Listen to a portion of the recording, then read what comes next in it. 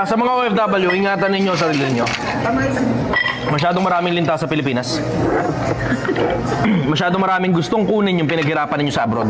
Huwag ninyong kakalimutan na hindi kayo nagpunta sa abroad para pamudmud dito sa Pilipinas ang pera ninyo. Nagpunta kayo sa abroad para sa kinabukasan mo, o ng anak mo, o ng asawa mo. Pero hindi ka nagpunta sa abroad para sa uutang si ganito, uutang si ganyan, manghihiram si ganito, manghihiram si ganyan. Sa akin, simple konsepto.